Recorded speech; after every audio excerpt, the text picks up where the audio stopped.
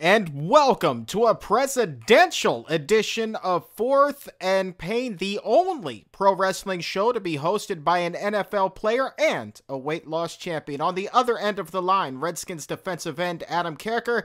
Over here, I am former wrestling announcer turned said weight loss champion Chuck Carroll. And this is Fourth and Pain. Be sure to follow us on Twitter at Fourth and Pain. Like us on Facebook, facebook.com/Fourth and Pain. Happy Election Day, Adam. How's it going? It's going well. You know, today marks the end of the relentless barrage of political ads that have been dominating the television and radio airwaves. You cannot get away from them. They are constant. They are 24/7, and today is the end of it. And for that reason, we should be celebrating. I am definitely celebrating. Did you exercise your right to vote this year, Charles? I did indeed, my friend. As soon as I got off of work, I went out there and I cast my ballot, and I did my civic duty, my friend. And you, I believe you are registered in Colorado, which means you must have voted absentee, correct? I did. The wife and I both voted.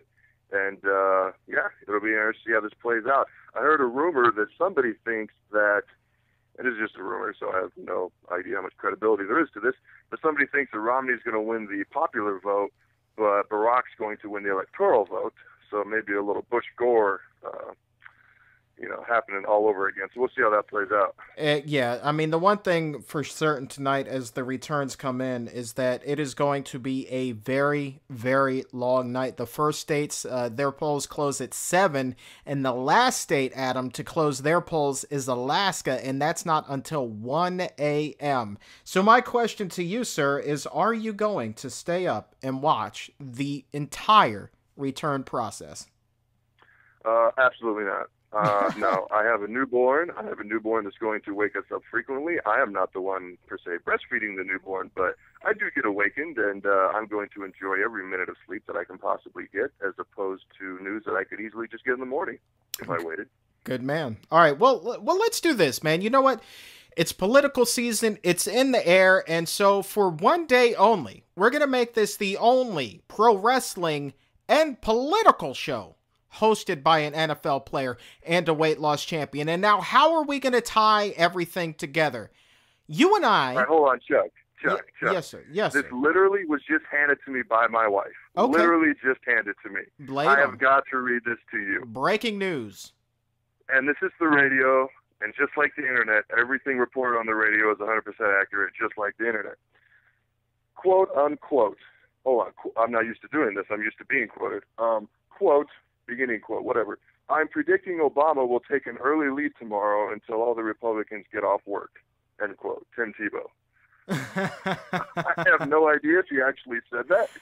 But somebody quoted him as saying that. He did. I'm not even sure if you can run that on the air, because I don't know if that's offensive or not. I'll leave that for you to decide. You know what? This is true. He posted that on Twitter. I saw that retweeted earlier today. And you know what? There could be some validity to that. But here's the thing, just having, split my time between sports and regular news coverage at CBS recently, I can tell you that it doesn't matter your allegiance. Everybody is going to go out to the polls and they're going to vote. And I actually think that there is a little bit of apathy among much of Obama's voter base from 4 years ago headed into this election, which is causing everything to be so much more tight than when he was going up against John McCain in 2008. But we're not going to go into the hardcore politics of this when people are getting off of work. That's not what we're going to do. So to make this a political show, we're going to do it the only way that Fourth and Pain can do it. Are you ready for this, Adam? Should we let the cat out of the bag? Let's let that cat out, meow. Here's the question then.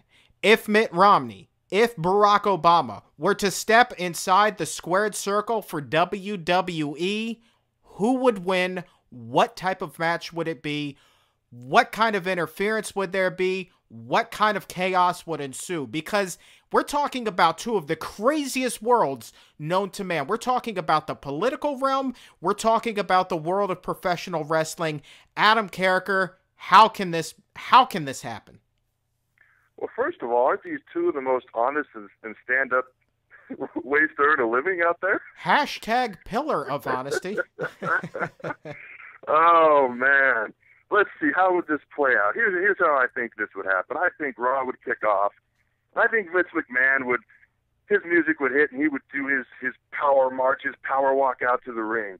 And basically, he would make his case to be president of the United States of America. And he would be talking, he'd be cutting promos on Barack, he'd be cutting promos on Mitt. And then all of a sudden, I don't know what his music would be. That would be very interesting. But Obama's music hits, and he says, "Sir, I am the president of the United States, not you, not your old fart self, not your Muscle Men's magazine wearing self. It is me." And he gets in his face, and then all of a sudden, whatever Mitt Romney's music would be, again, I'm not sure, probably some sort of generic rock music. I don't see him having a big and vivid imagination. He comes down to the ring, and he gets in Vince's face, and then he gets in Barack's face, and he says, "You know what?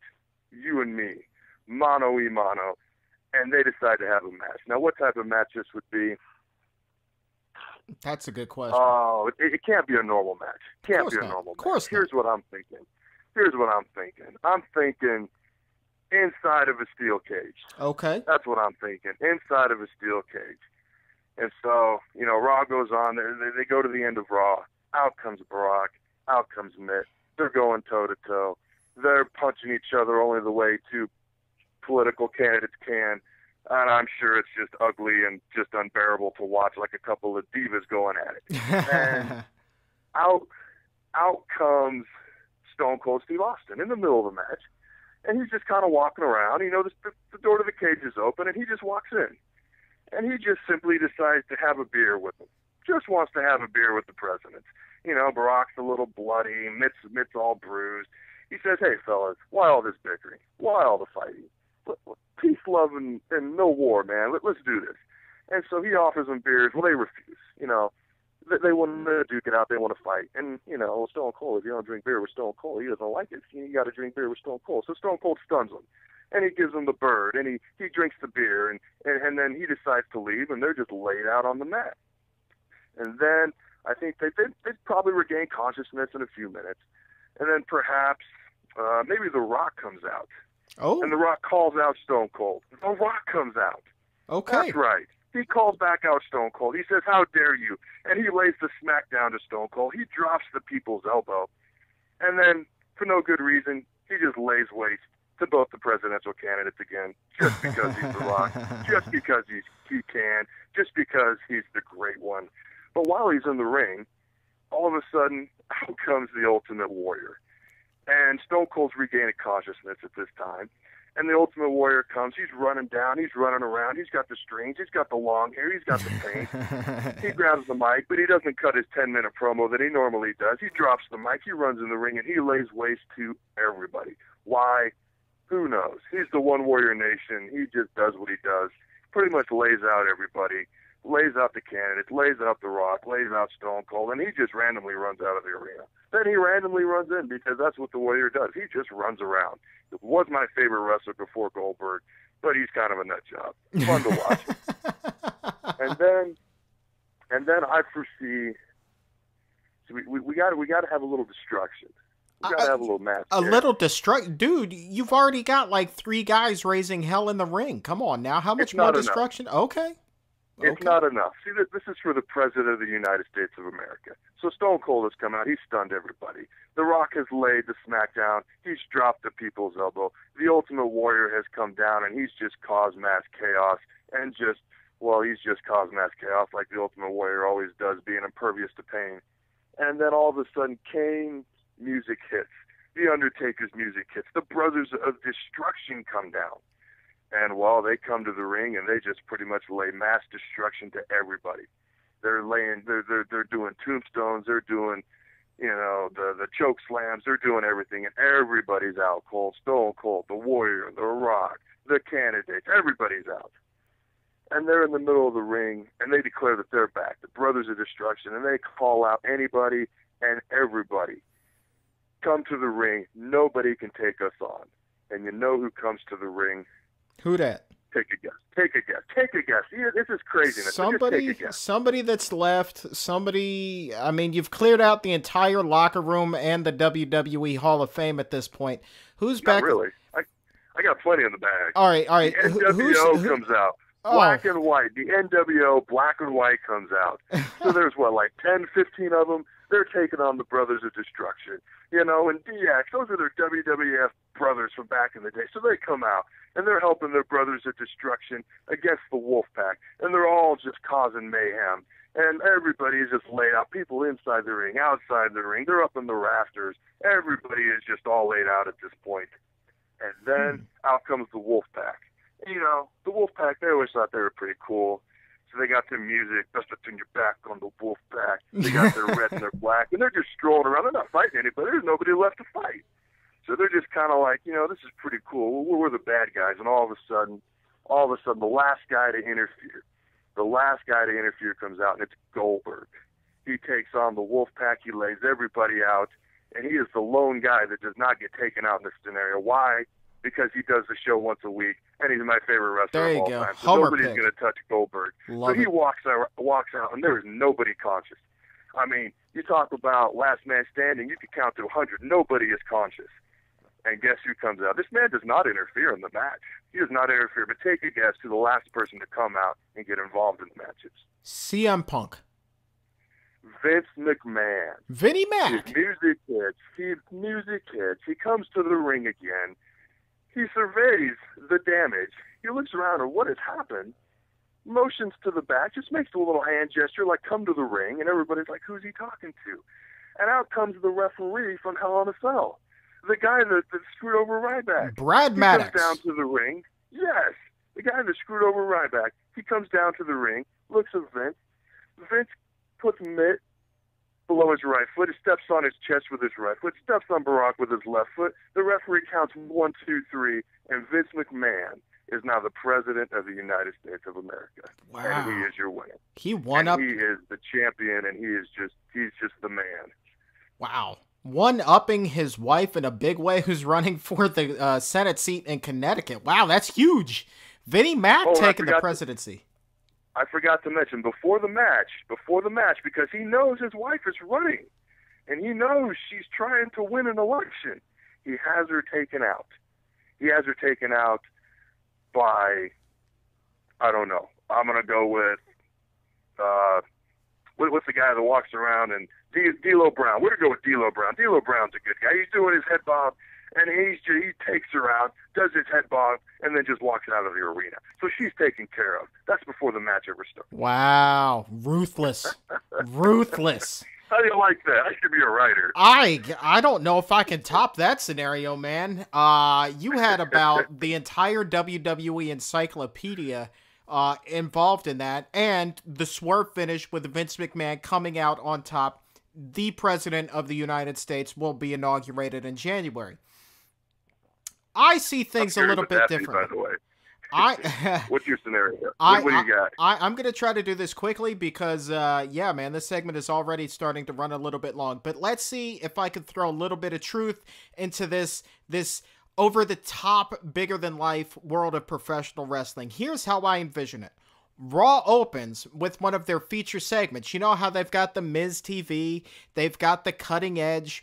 Well, Raw opens with a beer summit being hosted by Stone Cold Steve Austin and his guests, Barack Obama, who famously opened his presidency with a beer summit in the beer garden trying to work out some differences.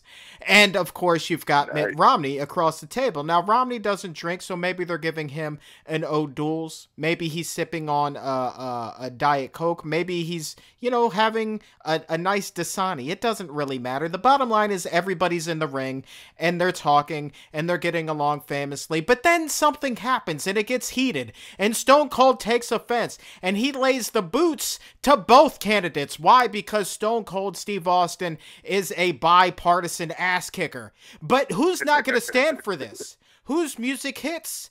He's a real American. He comes out donning the red and the yellow. It's Hulk Hogan, the WWE Hall of Famer, and he says, no, this is America. It's time for truth, justice, the American way. Take your prayers, take your vitamins, say your prayers, drink your milk, this, that, and the other. And so he starts taking out Stone Cold Steve Austin. About this time, Romney and Obama, they start coming to, and they start beating the snot out of each other, and then it's just a four-way brawl. Romney's getting in shots on Hogan. Hogan then is getting in a few shots on Obama. Stone Cold is dropping, elbows left, right. He's hitting the stunner on everybody and their brother. And what happens? Everybody is laid out. There is a referee in the ring whose music hits. Oh my God, it's Dolph Ziggler. Finally, Adam, he's cashing in Money in the Bank, but he's not cashing it in for a title shot. No. Dolph Ziggler is cashing in Money in the Bank to be the next president of the United States. A referee comes tearing down the ramp, meets Ziggler in the ring. 1, 2, 3. Who's the next president of the United States? Dolph, by God, Ziggler. How about that? That's a pretty good twist. Is he even from America? I thought he was like a foreigner or something. For the sake, I think he's Californian, man. I mean, we can go for it. Okay, we'll go with that. But if Arnold Schwarzenegger can be governor of California, even if Dolph Ziggler isn't American, which I'm pretty sure he is, he can be president of the United States. Besides, this is all fiction. These are simulations that you and I have run through WWE 13, the video game.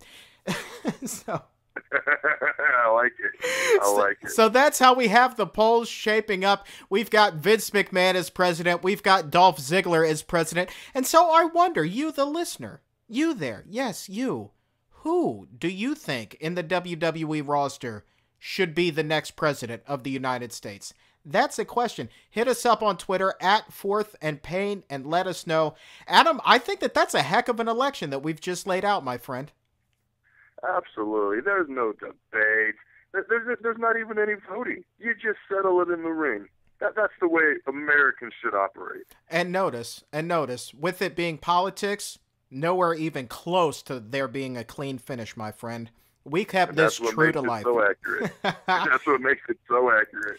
All right, man. So we've got about 5 minutes left in the show. I wanted to touch base, bring it back into the quote-unquote real world of professional wrestling. A lot happened on Raw last night, taped early in the day over in London. Here's the key takeaway from the show. The main event at Survivor Series, no longer Team Punk versus Team Foley. No, it's all been changed. Your main event now? John Cena versus Ryback versus CM Punk for the title at Survivor Series. Adam, that is a heck of a twist, and I'll tell you this, I'm a heck of a lot more interested in this main event, and my hat is off to WWE for going in this direction. My only question now is, how does this finish? But before you answer that, I will go on the record and say I am willing to make any sort of wacky wager that you want that CM Punk retains the title. So you're saying he's going to retain? Like that's the side you're taking? Absolutely. There's not a scenario in my mind in which Ryback or Cena walks away with the title at Survivor Series. That's the side I was going to take. The way I see this ending is, I think Ryback is going. Actually, I was going to say Ryback was going to pin Cena, but that would make no sense.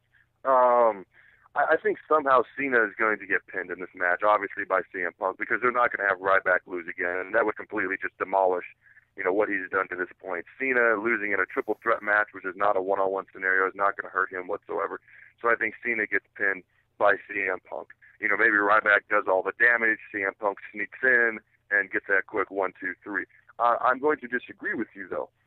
If this was a normal pay-per-view, I would agree that I am more interested in this main event than the original Survivor Series main event. But this is a Survivor Series. This is not a traditional pay-per-view. This is a Survivor Series. I want to see big names in that match. I want to, that should be the main event. That should be the main draw to this pay-per-view, in my opinion. That's what makes this pay-per-view so unique, so special, and so traditional. I mean, if there aren't major names in the Survivor Series match is not anywhere near as interesting. It's not that unique. So I do differ in that opinion. I wish they had some bigger names in the original match to begin with. But this is a fun match. It is a fun match to watch, this new main event. I think that's how it's going to play out. Yeah, you know, I'm not sure that the Survivor Series match is dead per se. I'm sure that they're still going to have a traditional style match. It's just not going to be what it was originally billed as. The other thing to take away from Raw is the referee who we've referenced during the political segment, Brad Maddox, who screwed over Ryback at Hell in the Cell. He came out to address his actions. And what he told Michael Cole was that he's not working with or for CM Punk and Paul Heyman. He says what he did at Hell in the Cell was to make an impact because what he wants more than anything is to be a WWE superstar. He wants a contract as a wrestler and he wants a match against Ryback. And so Vince McMahon comes out and he says, Maddox, you can have your contract if you can beat Ryback next week on Raw. So there you go. That's what Brad Maddox is up to. That is very interesting. Do you think he's going to beat Ryback? Obviously it won't be clean if he was going to have a shot. Some interference, some cheap shots, and some sort of, unclean finish. Do you think he'll beat him or not? You know what? I don't think so. I think that Maddox may wind up getting screwed over in this match in some way, shape, or form. The bottom line is you cannot have Ryback win clean or dirty in any way, shape, or form in this match heading into that triple threat match at Survivor Series. You need to keep this character big, beefy, and on point. You cannot have him lose in any capacity under any circumstances. I completely agree with you. Obviously, he's going to win. They're going to try and make it interesting, maybe even a bunch of interferences. But it's curious to me if this guy wants to be a wrestler. I'm trying to restrain myself, but it just seems serious to some other things that are going on in the world of wrestling. But anyways, I don't think he's going to win that match. And last note here before we take things home, Wade Barrett will be taking the Miz's spot on Team Punk at Survivor Series. So yes, Adam, there will be a traditional Survivor Series match on the pay-per-view.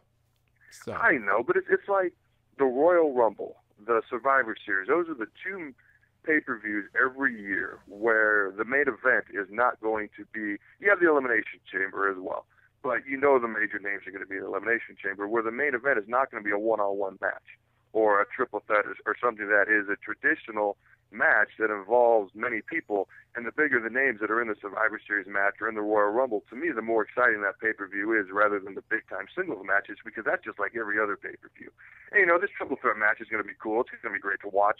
I like the traditional things, the things that are unique and different, and that makes them stand out. You're a classic man. I'm just a traditionalist, man. That's all. You are a traditional man in a young man's body, and you are to be commended for that. But with that, my friend, we are fresh out of time. I'm Chuck Carroll. Thank you so very much for believing in our weirdness. I'm Adam Carriker, largest arms on the D-line. Peace out, Fourth and Painters.